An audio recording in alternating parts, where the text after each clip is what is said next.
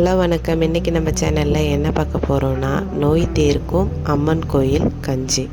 இதை வீட்டிலையே நம்ம ஈஸியாக ரெடி பண்ணிடலாம். இப்போ ஆடி மாதம் இல்லையா, அதனால் நிறைய கோவிலில் இந்த மாதிரி கஞ்சி ரெடி பண்ணி சாமிக்கு படைச்சி எல்லாருக்கும் கொடுப்பாங்க. ஆனால் நம்ம வீட்டிலையே ரெடி பண்ணி சாமிக்கு படைக்கலாம். எப்படி செய்யலான்னு பார்த்துடலாமா?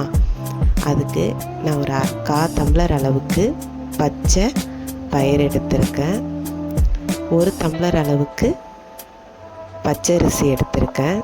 பச்சரிசி 1 டம்ளர் எடுத்திங்கன்னா 1/4 டம்ளர் அளவுக்கு பயிர் எடுத்துக்கோங்க. அதே டம்ளரில் அளவு கரெக்டாக இருக்கும். அடுப்பில் ஒரு வானல் சூடானதும் பச்சரிசியை 2 நிமிஷம் வறுத்து எடுத்துக்கலாம். ரொம்ப வறுத்துடக்கூடாது. ஒரு 2 நிமிஷத்துக்கு அரிசி சூடு ஏறினா மட்டும் போதும். அதை அப்படியே நம்ம ஒரு குக்கருக்கு மாற்றிடலாம். ரொம்ப வறுத்துட்டோன்னா அது நல்லா இருக்காது, பொரியரிசி மாதிரி ஆகிடும். இப்போ அதே வானலில் எடுத்து வச்சுருந்த பச்சை பயிரை சேர்த்துக்கலாம். பச்சை பயிர் நல்ல கலர் சேஞ்ச் ஆகி வரணும்.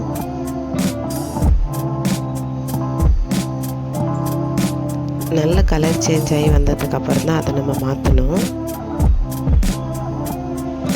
இப்போ பாருங்கள், நல்லா வறுபட்டுருக்கு.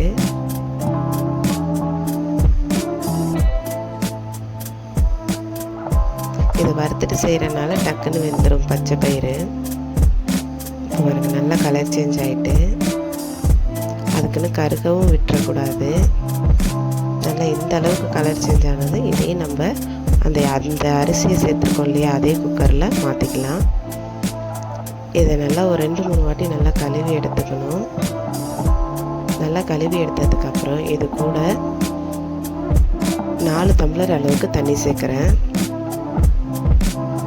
நம்ம 1.25 டம்ளர் அளவுக்கு நம்ம இந்த அரிசியும் பச்சை பயிரும் எடுத்துருக்கோம். இதுக்கு நான் 4 டம்ளர் அளவுக்கு தண்ணி சேர்க்குறேன்.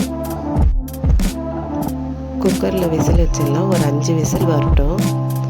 இது கூட கஞ்சி கூட என்னென்ன சேர்க்கலான்னு பார்த்துடலாம். பெரிய வெங்காயம் கட் பண்ணி வச்சுருக்கேன், கொத்தமல்லி, கொஞ்சமாக பச்சை மிளகாய், மாங்காய் சின்ன சின்ன பீஸாக கட் பண்ணி வச்சுருக்கேன், இஞ்சி ஒரு துண்டு அளவுக்கு இஞ்சி கட் பண்ணி வச்சுருக்கேன், கருவேப்பிலை சின்ன சின்னதாக கட் பண்ணி வச்சுருக்கேன். இது மட்டும்தான் நம்ம இது கூட சேர்க்க போகிறோம்.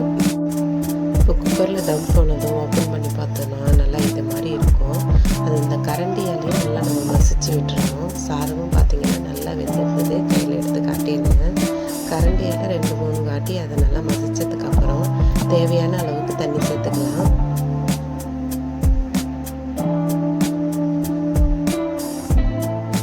ஸ்டவ் ஆன் பண்ணிட்டு தான் நம்ம தண்ணி சேர்க்குறோம். நல்லா இந்த அளவுக்கு தண்ணி சேர்த்து நல்லா லிக்விட் பதத்தை கொண்டு வந்தாச்சு பாருங்க. பார்க்கவே அவ்வளோ சூப்பராக இருக்குது. நம்ம கோவிலெலாம் வாங்குற அதே மாதிரி கஞ்சி ரெடி ஆகிடும். நம்ம வீட்லேயே இது மாதிரி செஞ்சுட்டா. இப்போ இது கூட கொஞ்சமாக தேவையான அளவுக்கு உப்பு சேர்த்துட்டு நம்ம கட் பண்ணி வச்சுருந்த வெங்காயம், பச்சை மிளகாய், மாங்காய் இது எல்லாத்தையும் சேர்த்துடலாம். கருவேப்பிலை எல்லாத்தையும் சேர்த்துட்டு கஞ்சி ஒரு வாட்டி சூடேறினதுக்கப்புறம் நம்ம ஸ்டவ் ஆஃப் பண்ணிட வேண்டியதுதான். இவ்வளோதான், சூப்பரான அம்மன் கோவில் கஞ்சி ரெடி ஆகிடுச்சு. நீங்களும் வீட்டில் இது மாதிரி செஞ்சு அம்மனுக்கு படைங்க. மனசு சந்தோஷமாக இருக்கும்.